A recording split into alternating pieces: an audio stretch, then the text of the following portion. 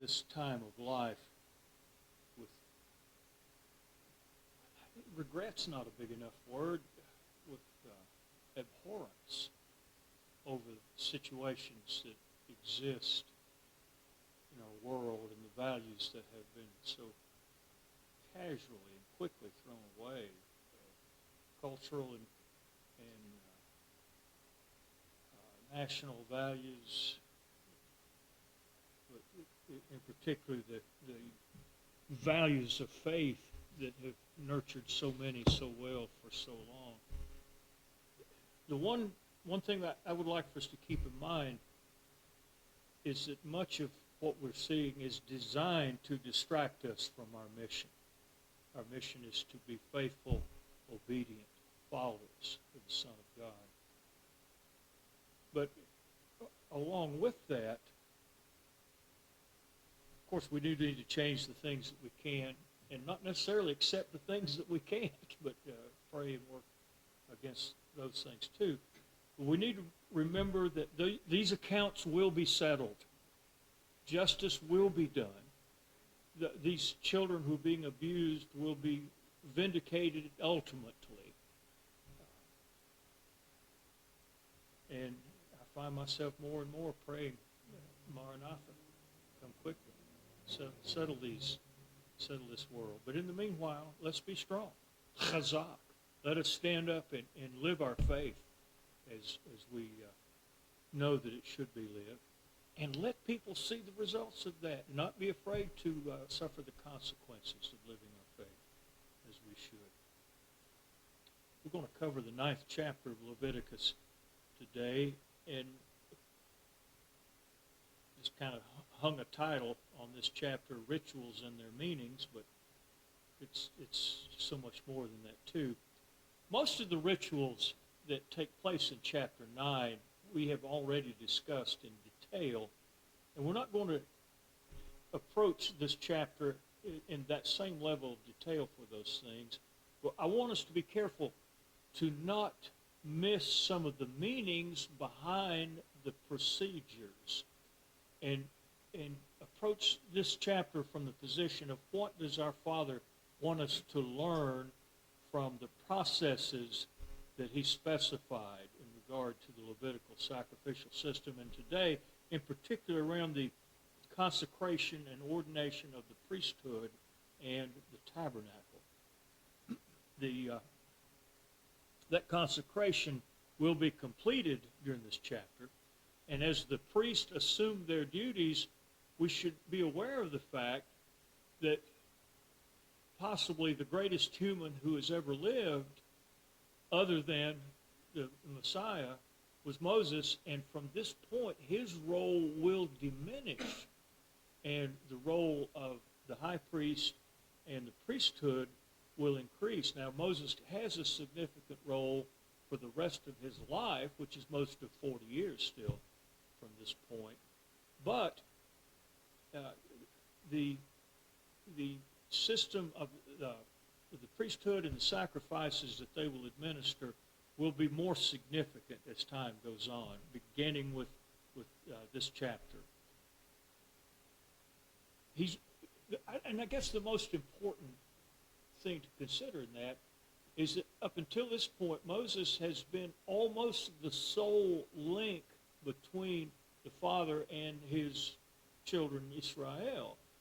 And while he will still play an important role in that, the high priesthood will be the designated intermediary from this point on. Now, these ordination rituals, which we studied last week, are implemented, and they go on for a week with the same rituals repeated each day, and we are going to read the chapter in just a bit. All of these rituals so far are officiated by Moses, and at the end of 7 days, Aaron and his sons are authorized to begin their duties. This procedure emphasizes Moses' unique role in Israel's development, because up to this point, Jehovah has used Moses as a mediator between him and the people. And he was even a mediator between Elohim and the priesthood. no other person has ever held that specific role. Put it in these terms, at the time Moses dies, his understudy, whom he has been grooming for decades to take over in leadership, Joshua, he will become the military leader, he will be the political leader, but he will never have anything like the role that he had as a spiritual leader. Certainly he led spiritually through example and through powerful motivational speeches, such as for me and my, you choose today whom you serve, but as for me and my house, we will serve Jehovah. But Yehoshua will never be the spiritual leader, and intended to not be, that Moses has been. And he will never hold that role of go-between.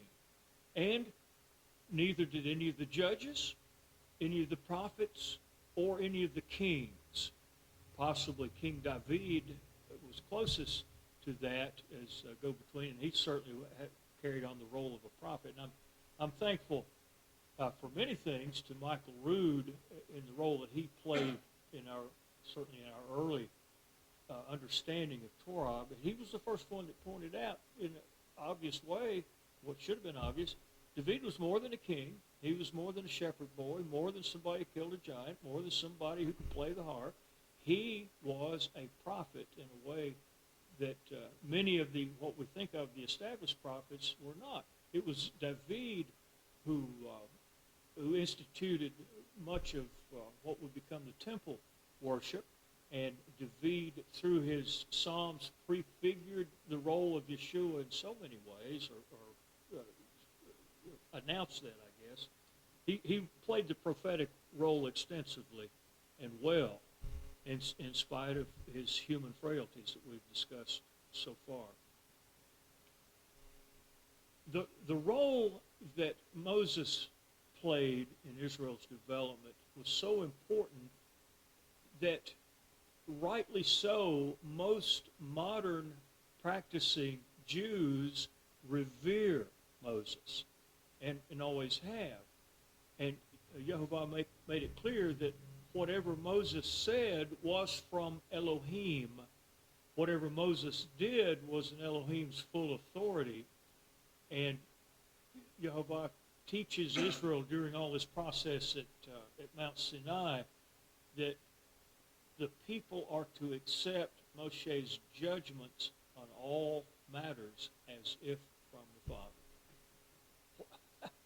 Is it any wonder that when he was talking about Mashiach to come, Moses said, Elohim will send a prophet like unto me. That was not a matter of bragging. It was just recognizing that he played this specific and powerfully influential role in Israel's history. And to that one he will send, you must shema. Let us shema him. And of course, Yeshua is the only other person in Scripture with comparable authority. And of course, Yeshua's role is so much more than just mediator between Abba and mankind. He is also Elohim in flesh. And the fact that it took someone such as Yeshua to supersede Moses' role in the plan of salvation, I'll sum up the whole of God's intentions with that phrase. The fact that it took the Son of God to go beyond what Moses had done really underscores the significance of Moses' role, since Moses was a mere man. And we obviously have recorded only a tiny portion of what Moshe said and did over 40 years. Much of that time, it's obvious that Abba entrusted to Moshe the leadership and that mediation role according to his own judgment. And that situation, I've come to think, has implications for 21st century believers. If we wanted to take time and share our testimonies on that matter, everyone in this room could recount some time or event where you could say, and I knew the Father was speaking to me at that point in this way.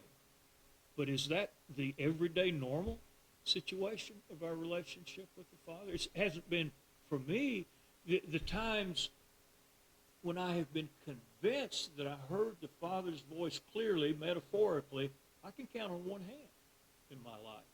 But boy, there have been a few other situations where I struggled to know what he was saying. More often than that direct, unmistakable presence, he usually teaches us his ways and commands and then allows us to exercise our judgment. And I will say, as I am convinced, if we know his word and desire his way, then we will usually choose in accordance with his will. Those are big words, though. If and usually. The Creator of the universe has given each of us a powerful role in implementing the core message of the Bible. And I'm going to sum up that core message this way. Your kingdom come, your will be done on earth as it is in heaven. Folks, we have an important role to play in that. I hadn't planned to say this at all, but I will. Yesterday was the 50th anniversary of a major event, not just in United States sporting history, but in United States history. Yesterday is the 50th anniversary of that magnificent racehorse, Secretariat, winning the Belmont Stakes in the record time that stands to this day, finishing 31 lengths ahead of the entire field of the best horses in racing. And I'm going to use that thought to attempt to craft an essay that I will submit for a future Blue Ridge Christian News. And Beverly and I have talked about this a lot. That horse was born to run. A heart more than twice the size of any normal horse's heart. A near perfect conformation, perfect attitude. I see in that the fact each of us has been born for a purpose too that no one else can fill in the kingdom.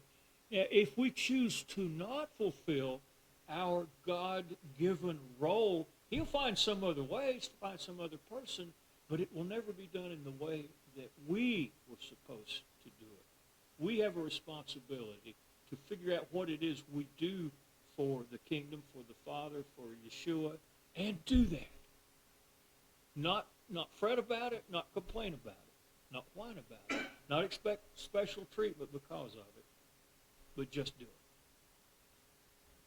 All right, before we read the chapter, any comments or questions so far?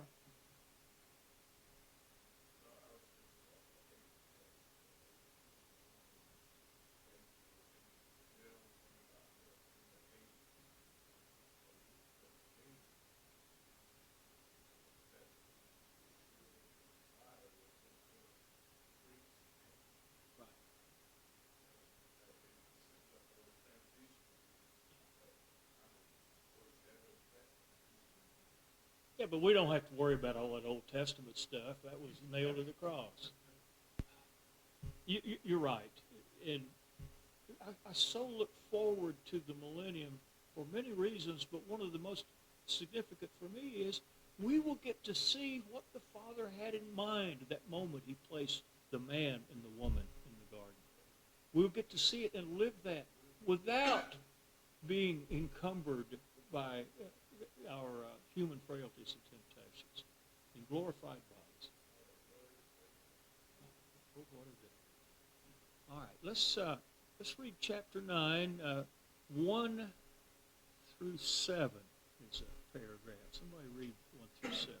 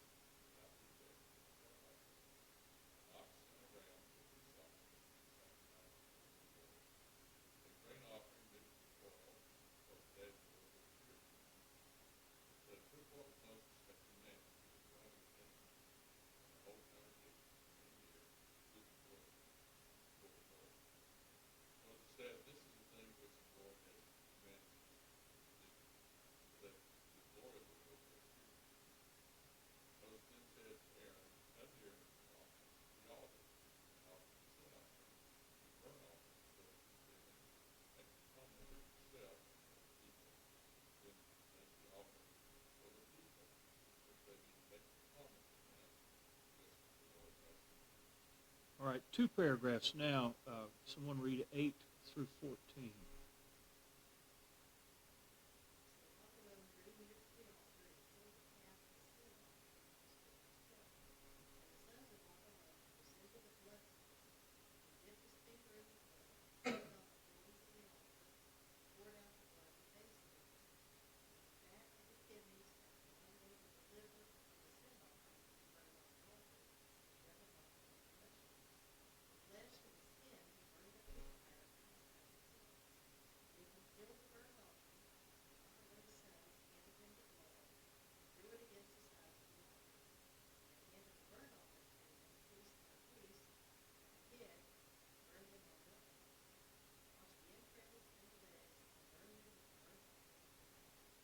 Okay, two paragraphs again, 15 through 20.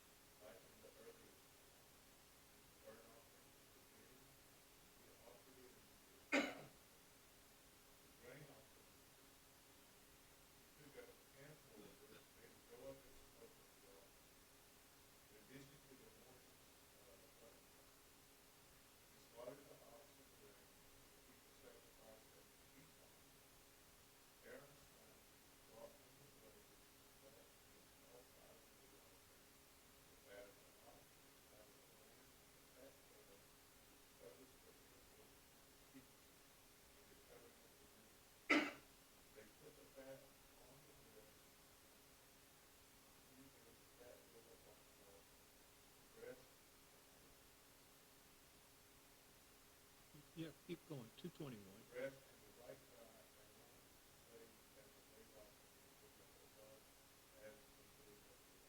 And someone finish up with 22 through 24.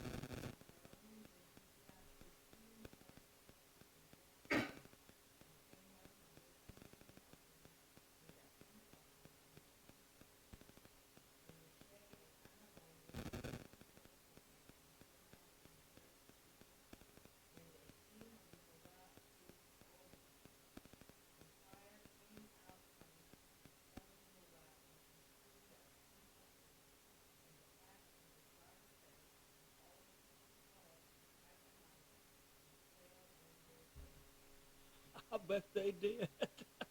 What an event. What an event we are discussing here. And of course, this chapter begins with that phrase that Larry was captivated with, on the 8th day. It's on the 8th day that the priesthood becomes functional. Aaron and his sons are authorized to perform the Yehovah ordained rituals. And Moses is no longer required to officiate every ceremony and every spiritual event. The 8th day, the day of creation, in a sense, of new creation, of new beginnings. The first day of the new priesthood, the first duty of the priesthood there on the 8th day, is to offer every sacrifice that we've studied, except the Asham offering, and that was the reparation offering, where the animal itself was offered plus an amount of money that was specified by the father to be offered as well. There's no reparation being paid in this, but all the other offerings are involved. This is the first sacrificial rituals performed by Aaron and his sons. They've known about this for weeks now, for most of the year, in fact, but because the father began giving these instructions when Moshe was first on the mountain, and I'm confident Moshe has shared, at least with his brother and his nephews, what's going to happen on this occasion. But this is a momentous event.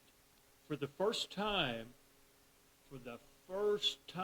Elohim's people have an authorized procedure for seeking forgiveness. Folks, we know that there were many among Israel at that time who were rebellious of heart and did not want to do what the Father had in mind. But we also know there were some who wanted nothing more than to obey the Father.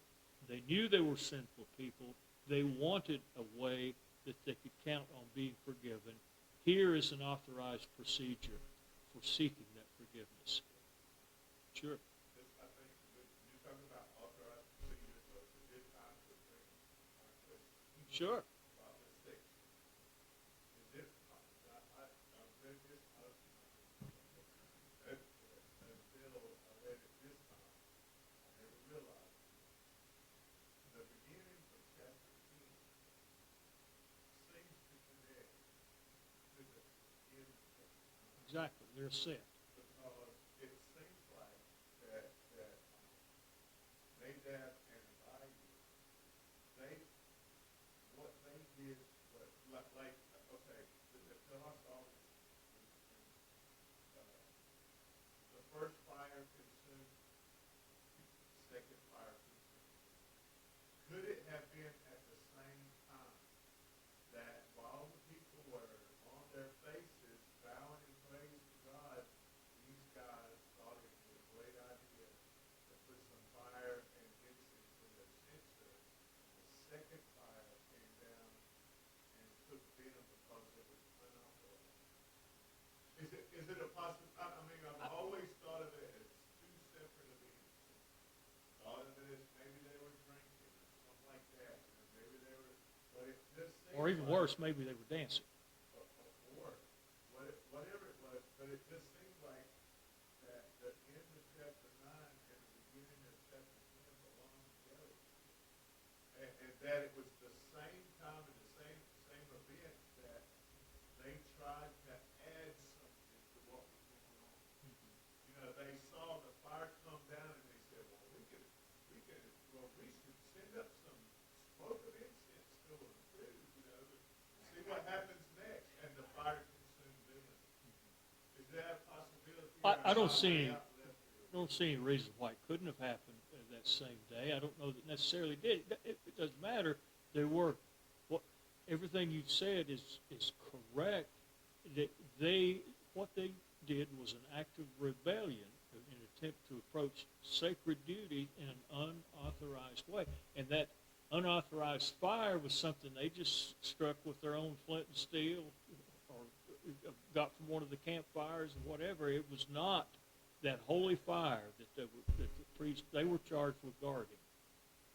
Take away man's chapter over there and put that together. It seems like it's the same. I think it could easily have been. I can imagine the first fire coming down and consuming, and it's been like, what are those guys doing? What?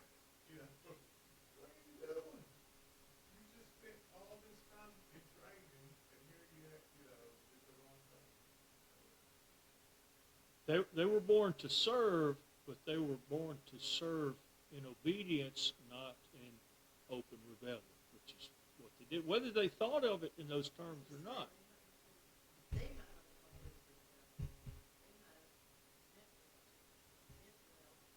Oh, I think that's the worst thing it could be. The worst thing that could be on your tombstone, your epitaph, wherever it is he meant well. But I've always heard it told, at least that this is something, you know, but this time it appears to be. It couldn't have been very long between them, and I don't see any reason why it couldn't have been the first day. I don't know for sure, but it certainly could have been. For sure, but it just should have been. Yep. I just imagine while the people are on their faces before the Lord God, here are these guys striking their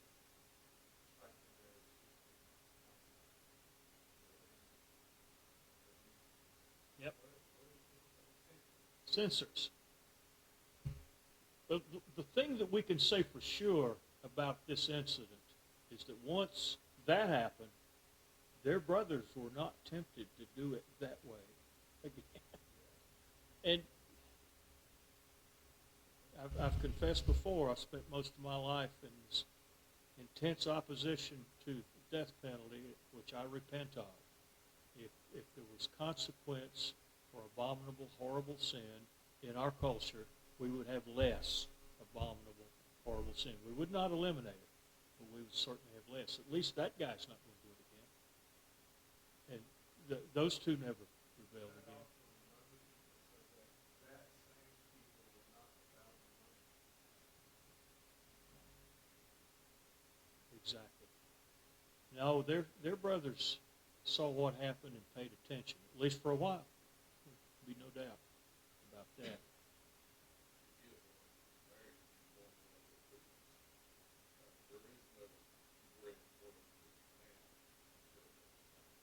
Right.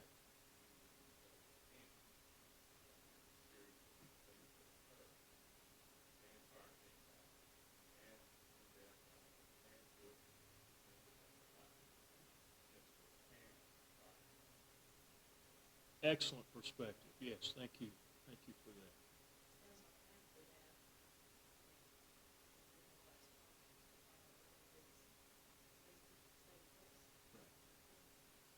I considered trying to cover both chapters today. We're not. We're going to stop in chapter 9, but not because there's a hard division, just because that's where it's convenient for me to stop and pick up again. Excellent points here. Those two things are not two things. They're just tied up together. The divine fire is given by the Father, and right away to those who are supposed to be serving as priest ignore his commands and offer strange fire. And I love that term, strange fire.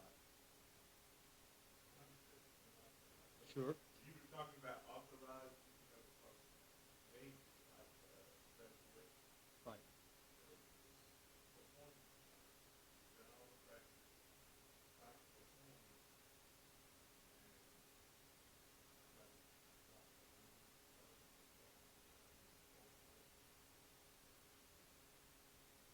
Yep.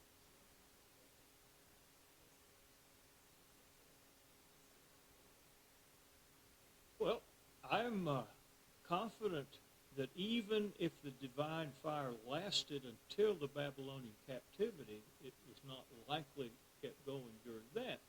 I don't know that for sure, and I've not been able to find any credible, what I would call credible comment or research on that, but I am still looking.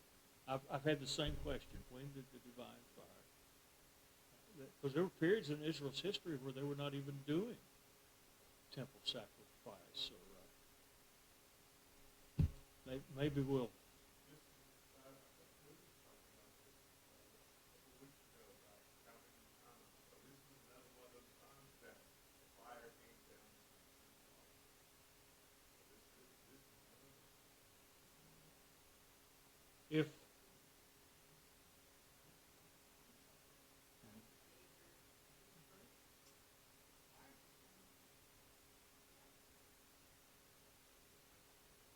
it was their job to keep it going, though. And of course, it obviously would have been, if they had lost the divine fire in the days of Eliah, they could have picked it up again because he sent divine fire to consume the wet offering that he placed, and also consume the prophets of Baal. It's interesting. It's an interesting thought and study.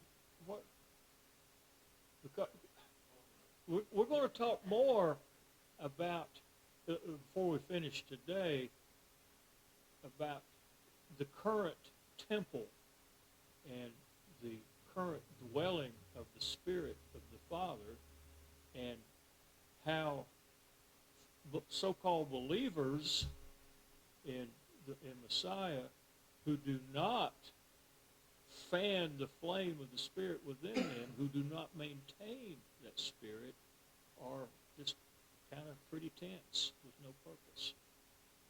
And that's I'm coming to that. It's kind of a controversial point here that relates directly to the discussion we've been having. During the 7 days of consecration ceremony, they offered many sacrifices, many animals were slaughtered. Therefore, many sacrificial portions were burned on the brazen altar, and yet this was before Father sent that divine fire for the altar. Didn't happen until after the week of consecration. And we've already mentioned, Torah tells us in several places that the altar fire must never be allowed to go out, since it was lit by Elohim and therefore divine. Only divine fire can burn sacrifices on the brazen altar. What fire did they use during the 7 days of consecration ceremony? Obviously, and I think the general consensus that I've found among the Hebrew sages is that for that week of consecration, it was kind of a dry run. Using the term graduation, this was the final exams, I guess, before graduation. And the fire used for those 7 days was apparently, obviously, as far as we know, kindled by men, but it was deemed acceptable by Elohim for the purpose of consecrating the priesthood and the tabernacle. And once that consecration was complete, Yehovah sends holy fire for the altar sacrifices, and from that moment, no strange fire could be offered in or around the brazen altar. That's the best I could come up with on that. They obviously were using natural fire. What was the difference within time? Because you can imagine country nations don't have to. Exactly. And his fire probably baked the fire. It's probably just immediately.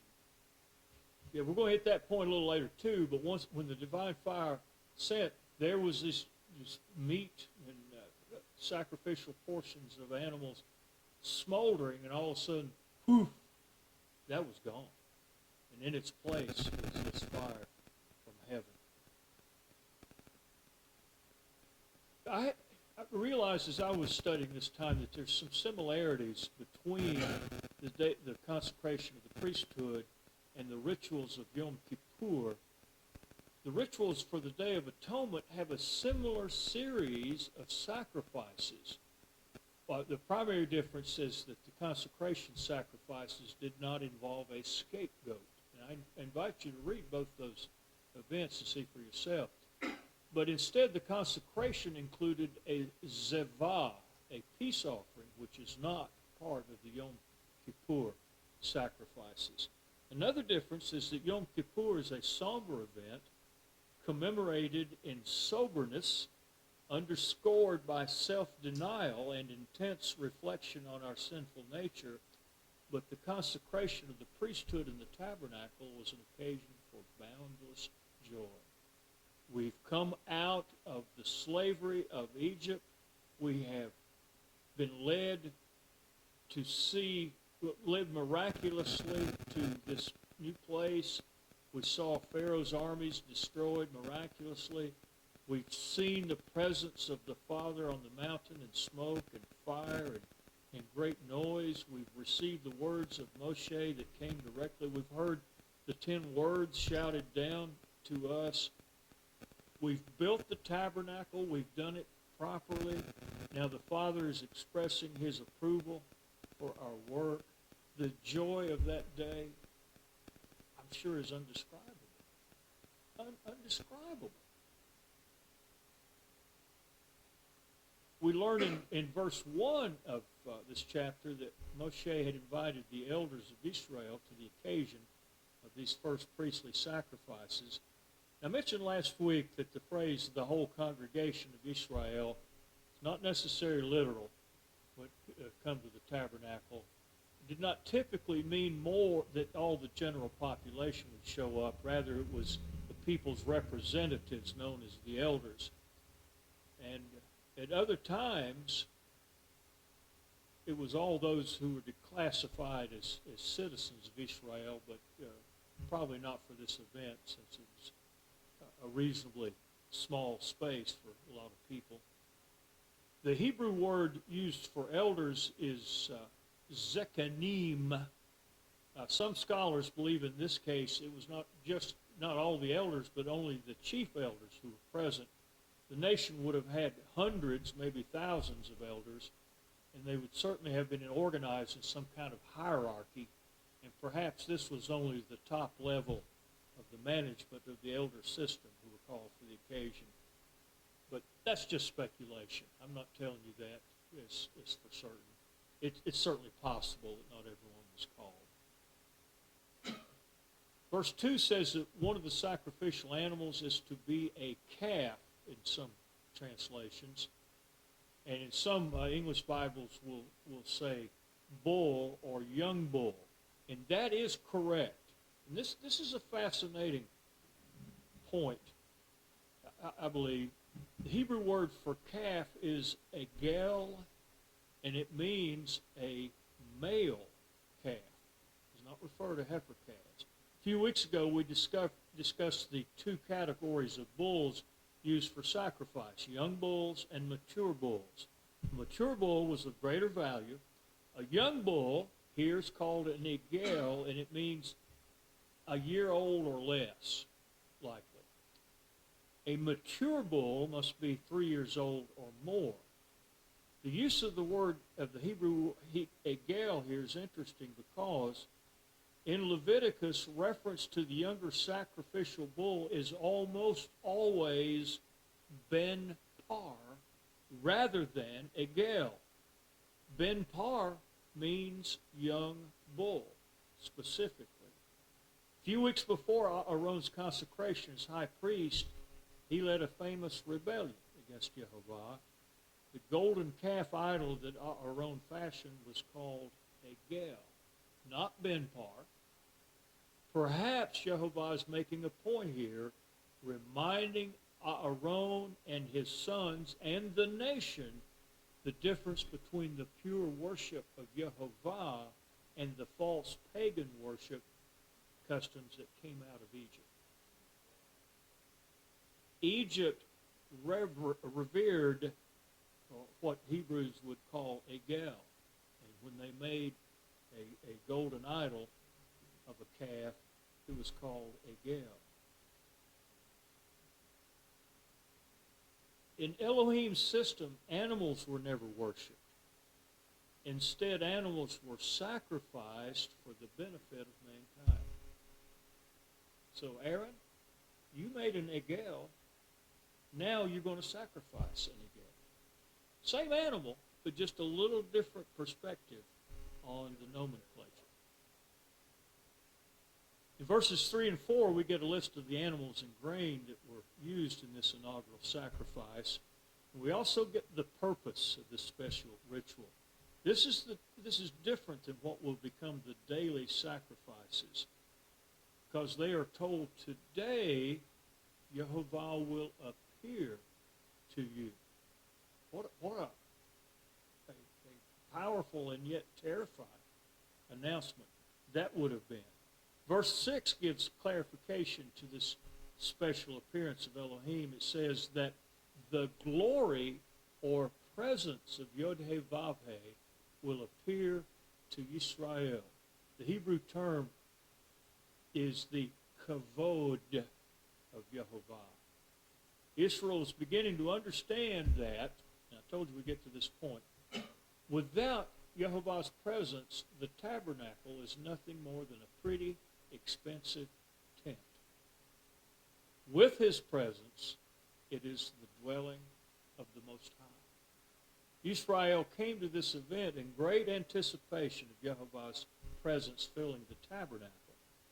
Now, the tabernacle was eventually replaced by the temple, and the temple was eventually replaced by the bodies of all believers. I hinted at this a little earlier. What is a human without Jehovah's indwelling presence? Nothing.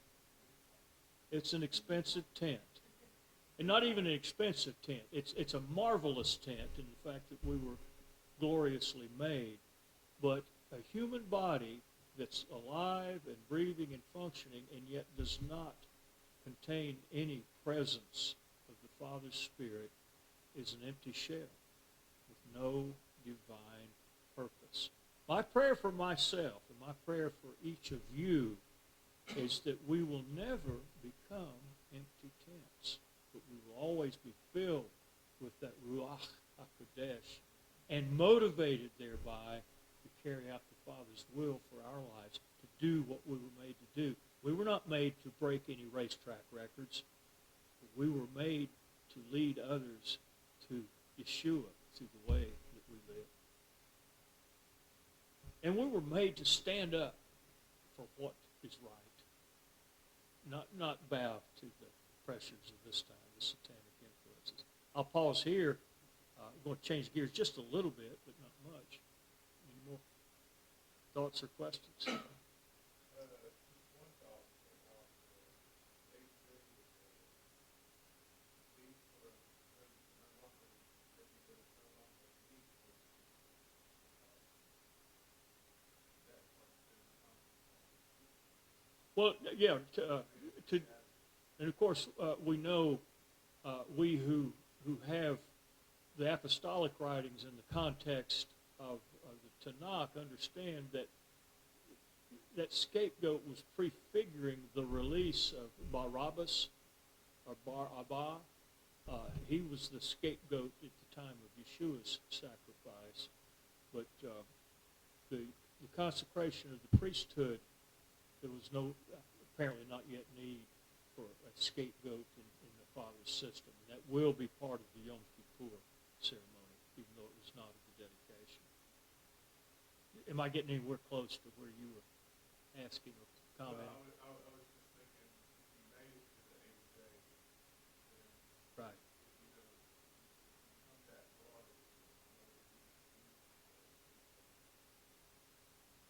Exactly. You know,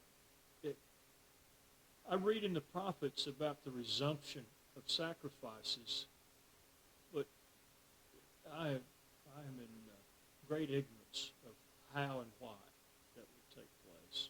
I'm looking forward to seeing what happens. Then certainly we won't need sacrifices for sin, but we may still need sacrifices for praise and thanksgiving. Exactly. All of us have a mutual animal lover friend.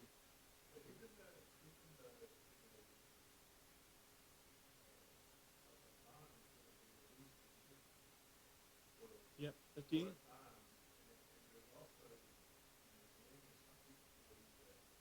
Those who survive the tribulation will also be there. So is there a possibility for Right. And I think that's probably true, that there will be some who survive the tribulation and are living and raising offspring. Because the plan will be bound, you know, during that time, but there's still a possibility that sins that always Well, we who experience his return will be living in glorified bodies that are incapable of sin.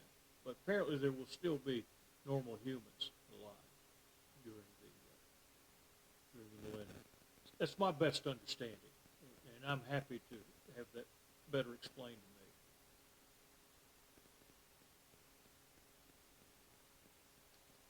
All right, let's move on a little bit. Verse 7 is one of the most significant events in all of Torah.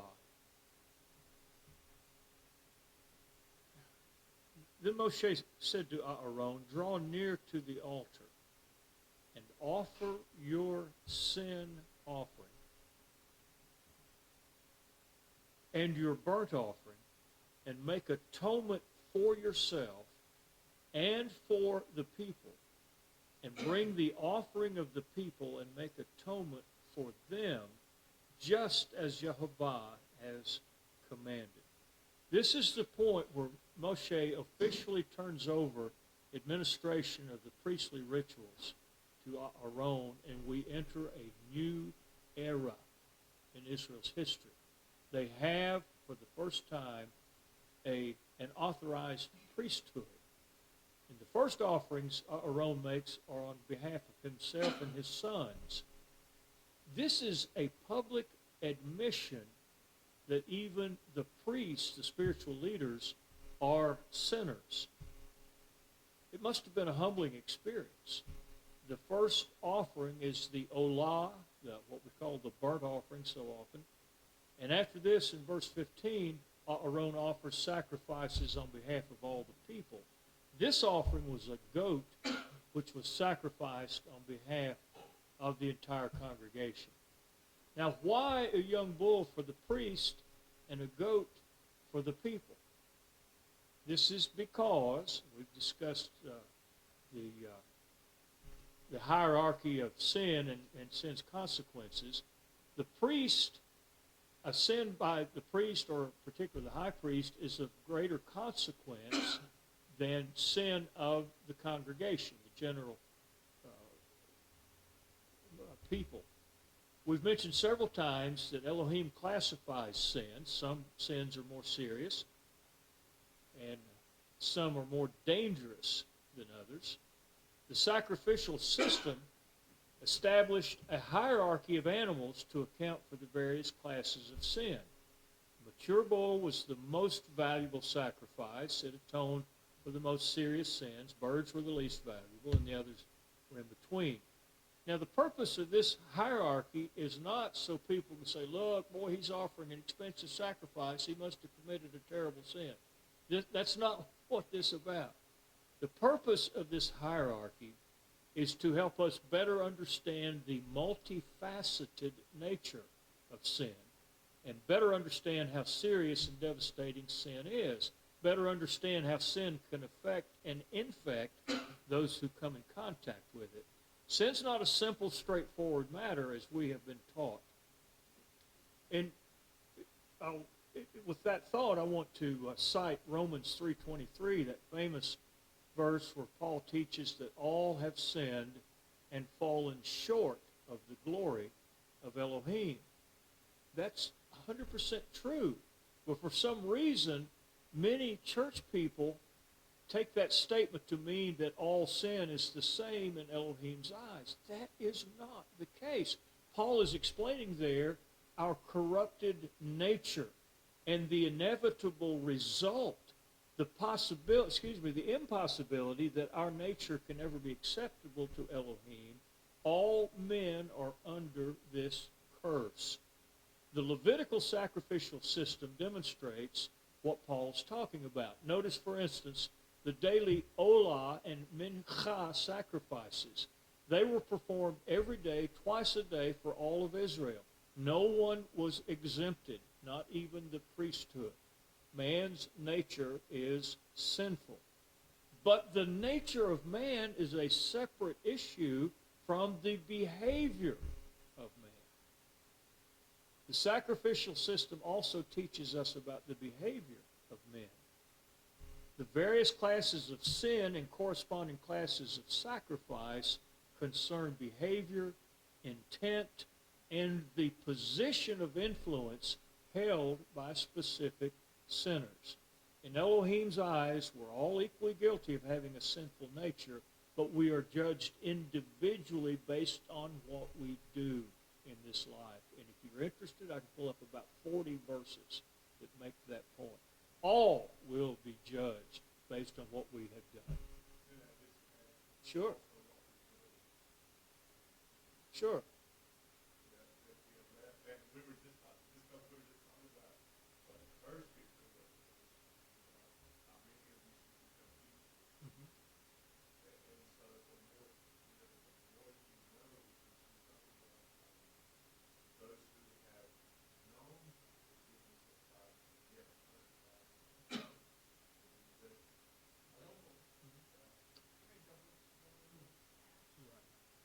And yet that's not separate from, that's a component of what we do.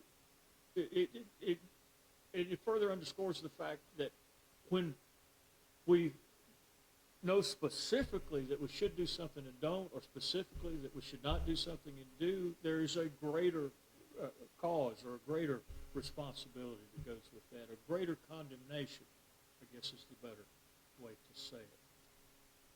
We're judged individually based on what we do. What we do is tied up with what we know. I've said before, Yehovah does not equate stealing a candy bar with premeditated murder. He does not equate telling a lie with committing adultery. And we don't have to wonder which sins are more significant. Torah specifies that. It tells us exactly what we should and should not do, and which sins are worse than others, and which are called abomination. The strongest word in the Hebrew language. The classification of sin, and we're not quite to the end of your tape, I don't believe. Classification of sin continues to this day. Some sins are still less serious. Some are still abominations. And I don't have to give that list. All of us know what are abominations. What's different is that the required sacrifice to atone for sin of any significance has been reduced to one.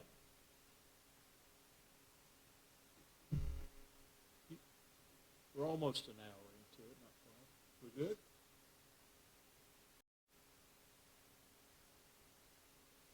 Some sins are still less serious, some are still abominations. But the sacrifice for all those sins has been reduced to one, and that is the blood of Yeshua. That blood is still the same sacrifice required to atone for our sinful natures and redeem our sinful natures. Yeshua's death has replaced every sacrificial procedure. He is the one and only authorized atonement. But we can't understand what that means until we understand what we learned through the sacrificial system that was given by the Father through Moses to the people at Sinai. His perfect sacrifice, though, does not mean that God now ignores sin or the consequences of sin. And this is one of the major points of controversy I have with the church. Sin still has the power to destroy us. Sin still has the power to destroy Mashiach's community. If you don't believe that, look at any congregation, what we call church trouble or church politics. At the heart of every single event where a church is split or torn apart, there's some sin, usually some series of sin that is the root of that division. Thoughts or comments or questions about this point? Well, I just thought it as a tumor like a cancer. Because that sin is with that one person, and that road into the congregation like cancer. It is exactly like cancer. And I suspect that the Father, that part of the curse that came from the first sin that all of us have been born into, part of that curse includes the cancer infection.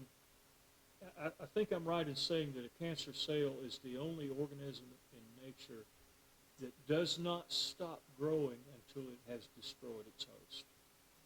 Never stops expanding until it's destroyed its host. You know, I'm saying barring successful intervention methods and techniques, but left on its own, the cancer cell will keep going until it's killed.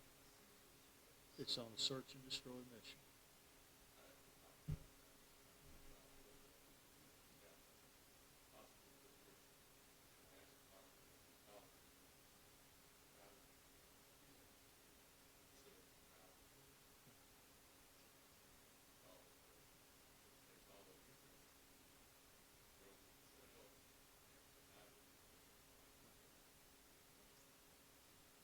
It's the ultimate parasite in terms of these human bodies.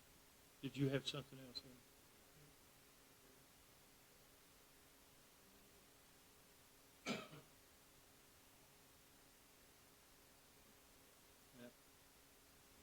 The power of the blood,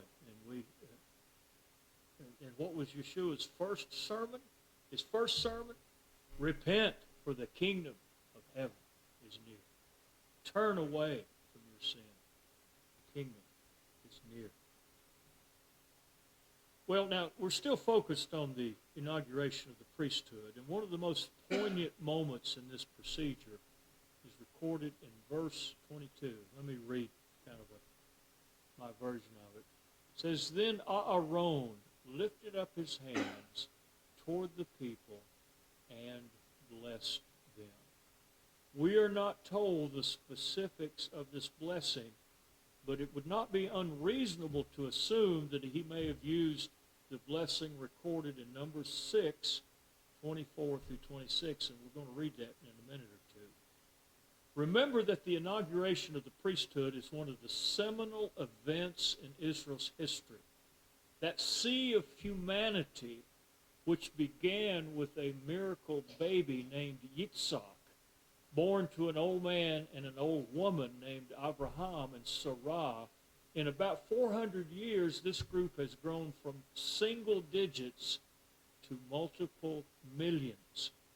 Now they're all gathered in the remote and pristine desert of the Sinai Peninsula, what we know today is Saudi Arabia. They're at the foot of the magnificent mountain of Yehovah, with the mountain as a backdrop. It opens into a natural valley. Aaron finds himself at the focus of a natural megaphone, with the thick smoke and aroma of burning flesh rising from the brazen altar, dressed in that magnificent garment of the high priest, freshly authorized to act as the only spiritual conduit between holy Elohim and his sinful children. Aaron pauses this important ritual, takes a step toward the assembly, raises his hand in symbol of holy benediction, and he blesses them. Yehovah bless you and keep you. Yehovah cause his face to shine upon you and be gracious unto you. Yehovah lift his countenance toward you and grant you his shalom. What a moment! What a moment this is. Even the rebels in the group had to be moved by that. After this blessing, Moshe and Aaron enter the tabernacle, and that promised presence of Yehovah appears to everyone.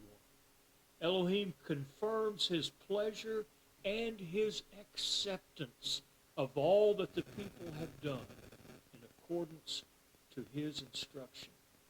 He does that by sending forth divine fire, which consumed the sacrifice that had been smoldering on the brazen altar, thereby changing the character of the brazen altar from merely glorious to divine.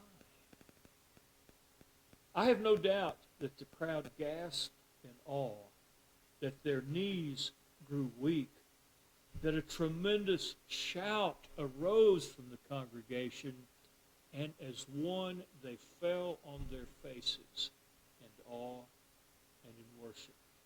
And perhaps at that time they lost two of our own sons because they just didn't get on with the program. They didn't obey. What a day, though, that was. Folks, if my understanding of prophecy is anywhere near correct, we can look forward to a similar day not far in the future, when Yeshua will descend to stand on the Mount of Olives and set in motion events that will culminate in the establishment of his glorious millennial kingdom. And during those events, we know from Scripture that every knee will bow, every tongue will confess that Yeshua is Lord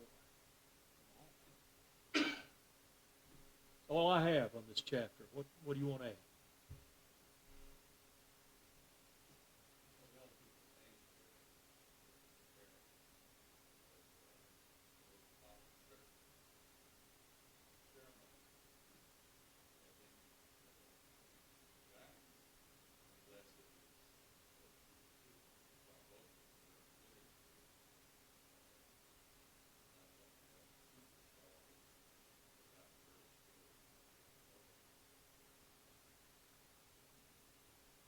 Powerful point.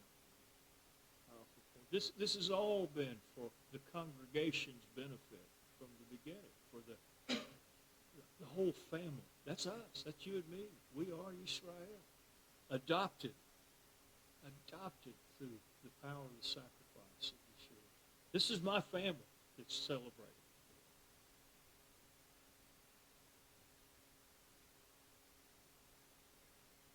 And after these possibly 3,600 years, those events are just as powerful as they were then in the lives of every believer who desires to serve the Father on His terms.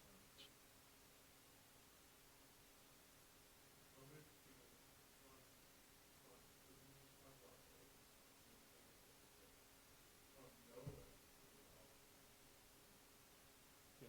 And what separated us, sin, is what Right. separated us. Right. And the sin that separated us is what's going on today. And this is Son of Aaron was bringing God's presence back to the set apart.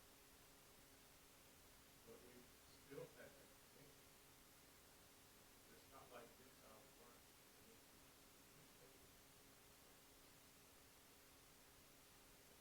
Still desire to the level of our sin separated Yeah. so God can set apart to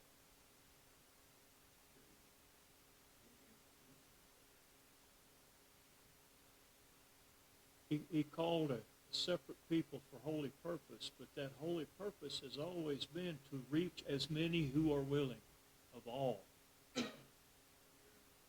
Hear, obey, and be adopted into His family as we have been.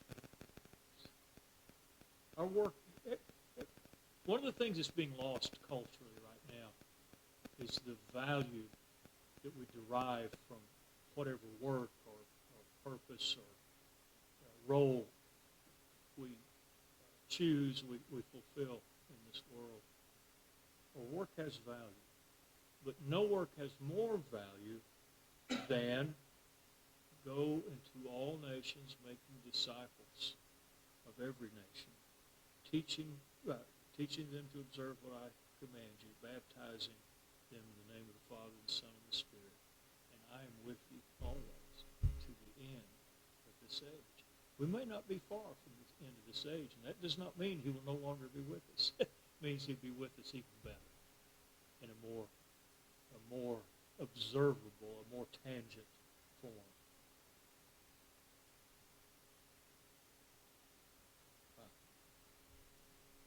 Anything else?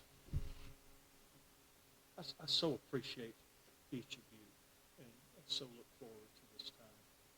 And I so look forward to whatever it is that the Father is going to do with the members of this little fellowship.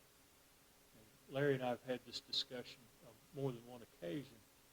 So many of the people you meet who are in Torah observant groups have real leadership background and skills, and perhaps we're being groomed to help deal with the mass of humanity who are going to be running around screaming, looking for answers when things really start falling down around us.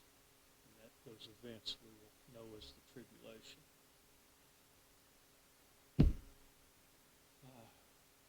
Am I forgetting anything?